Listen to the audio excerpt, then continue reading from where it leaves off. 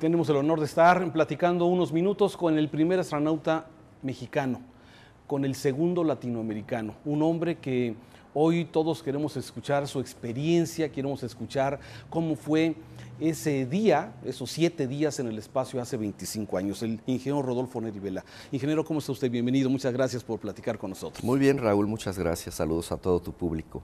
25 años de que usted estuvo en el espacio. Sí, ya casi 25 años exactamente. El 26 de noviembre de 1985 despegamos con muchísima emoción, con mucho cariño a todo el trabajo que venía por detrás, que habíamos realizado muchos mexicanos en colaboración con la NASA. Y despegamos esa noche del 26 de noviembre desde el Centro Espacial Kennedy en la nave Atlantis, una tripulación de 7 astronautas, 6 estadounidenses y yo representando a México, para entrar en órbita casi inmediatamente, porque mucha gente se imagina que desde el momento que despegas hasta el momento en que llegas a tu destino para comenzar a trabajar, pasa mucho tiempo, pero no. Desde el momento en que se prenden los motores, en menos de 10 minutos ya llegaste a tu destino final y ya estás en órbita alrededor de la Tierra. Fue una experiencia maravillosa, realmente.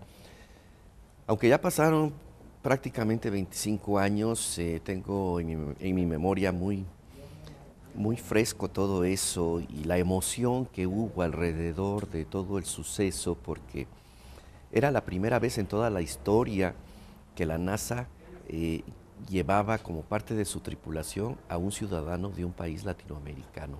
Porque como bien dijiste, soy el segundo latinoamericano en el espacio. El primero fue Arnaldo Tamayo de Cuba.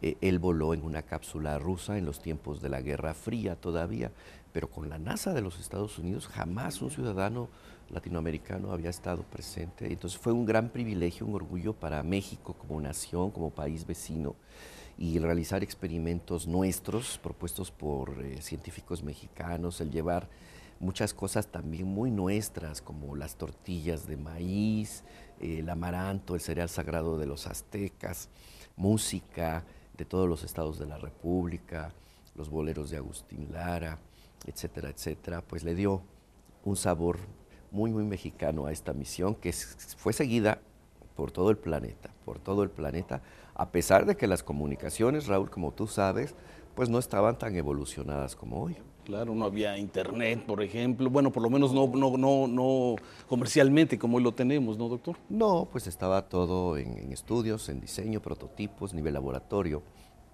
No existía el teléfono celular, el internet, las laptops, los CDs, nada de eso existía todavía. Y se puede decir que era una tecnología, entre comillas, rudimentaria, porque estamos hablando de hace un cuarto de siglo. Pero también lo más moderno del momento. Los orbitadores de la NASA fueron diseñados con tecnología de los años 70, tenemos que entenderlo. Entonces ya es una tecnología vieja. Obviamente, después de los accidentes del Challenger y del Columbia, se han hecho mejoras que han asegurado un poco más el éxito de todas estas misiones, que no haya fallas de ningún tipo. Pero ya los orbitadores de la NASA están en una etapa de que es necesario su retiro. Por eso es que muy pronto van a dejar de volar. Y habrá nueva generación seguramente.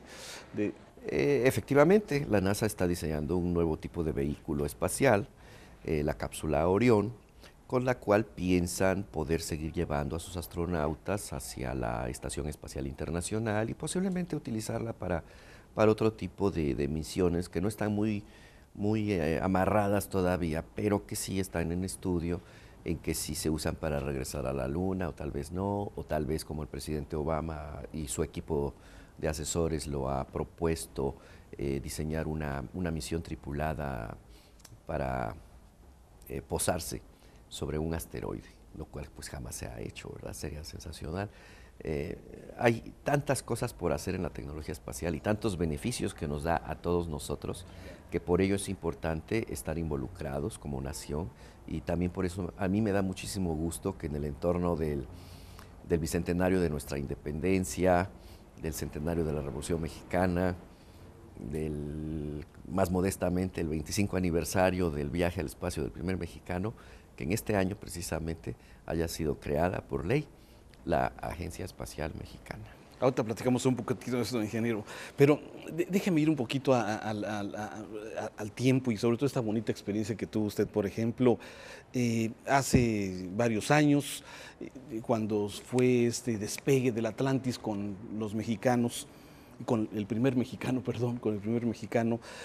Todos los mexicanos hemos querido, todos los niños que hemos querido ser astronautas, todos en algún momento, pero solamente usted lo ha logrado. Sí. ¿Qué se necesita para ser astronauta? ¿Qué se necesita para que un hombre, y seguramente muchas familias que nos estén viendo esta noche en este programa, dirán, bueno, usted nació en Chilpancingo en 1952, su papá, entiendo, era don Raúl, si no me equivoco. Rolando. ¿Qué le dice? Que me imagino que como padre haber sido una experiencia extraordinaria. ¿Cómo vivió él esos días, esos 7 días en el espacio? Me imagino que la preparación, doctor. Mis padres muy emocionados, sin duda. Mi mamá, cuando se enteró de que yo iba a irme a la NASA a entrenar para ir al espacio, al principio se emocionó muchísimo, brincó de gusto, igual que mi padre. Pero casi inmediatamente mi mamá se puso a llorar y me abrazó. Me dijo, ay, Rodolfo, no vayas, es muy peligroso, no sé qué. No, mamá, tranquila, va a ser algo muy extraordinario. Y desde luego que no es sencillo ir al espacio. Nosotros pudimos ir hace 25 años gracias a un convenio, a una cortesía que la NASA nos hizo a los mexicanos.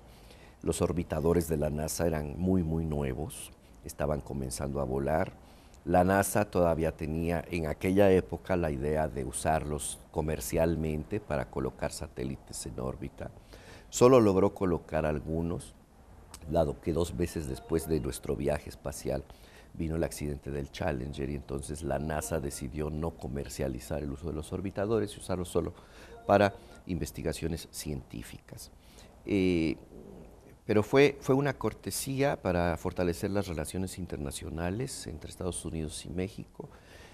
Fue un boleto por el cual México no pagó, esto debe quedar claro.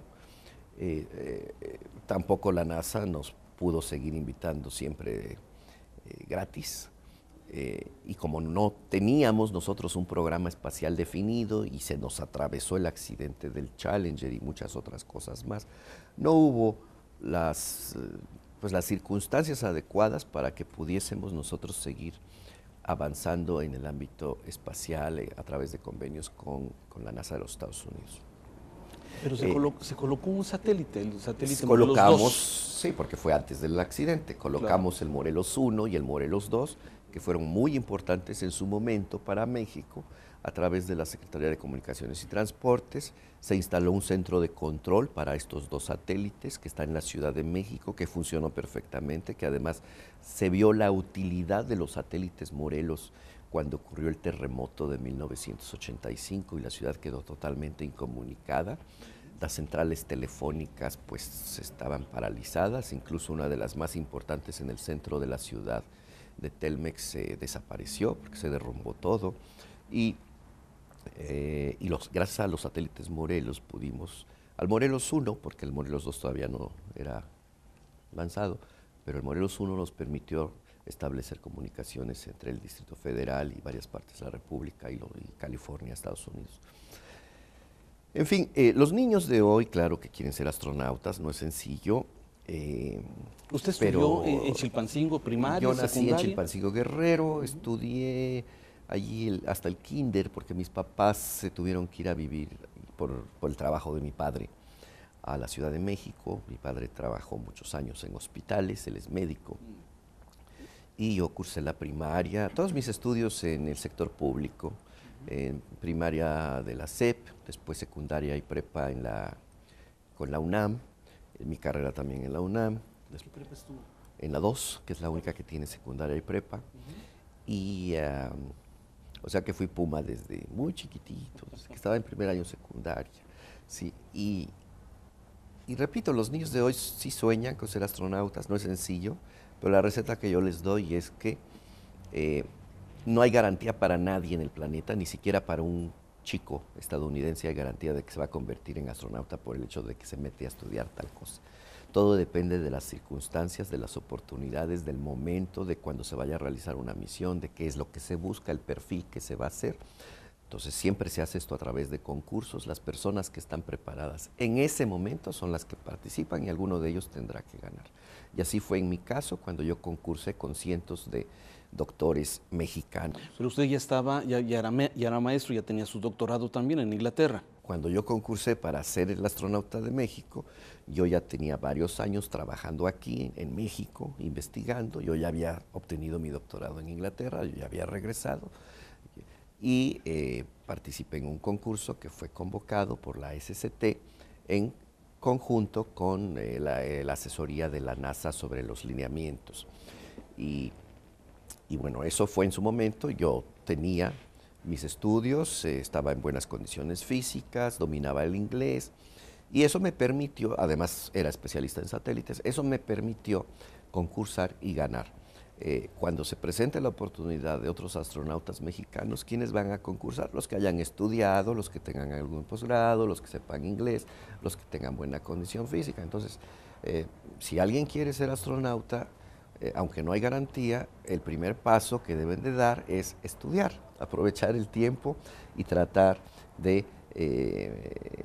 pues de publicar, de enseñar, de hablar en público, de saber de su país, porque aunque parezca mentira, uno de los exámenes a través de entrevistas será conocimientos generales de la geografía y la historia de México. ¿Cómo vas a representar a tu país si no eres capaz de decir con qué estados colinda el estado tal, o por dónde está el río tal, o quién fue don Miguel Hidalgo, por decir algo? O sea, tenemos que saber de lo nuestro si tú vas a ser embajador espacial de México. Y un gran honor, desde luego. Sí. En el espacio, ya decía usted, llevó amaranto, llevó tortillas. ¿Qué uso se le dio a todo esto? ¿Fue un símbolo simplemente, doctor? Bueno, en un principio se pudo haber tomado de esa forma, pero, por ejemplo, las tortillas, obviamente los astronautas necesitan una dieta muy balanceada, rica en todo lo que requiere el organismo. Y las tortillas nunca habían ido al espacio. Se consumía pan rebanado. Llevamos nosotros tortillas por primera vez, las compartí con mis compañeros. Se observó, como es lógico, que se enrollan fácilmente, que las muerdes en forma de taco, que no se desmoronan, que no producen pedacitos que andan flotando por todas partes. Allá por la ingravidez siempre hay extractores y filtros que están jalando todo tipo de basuritas, ¿no? Para que nada se meta en los recovecos entre los instrumentos y pueda dañar alguna cosa, obstruir, en fin.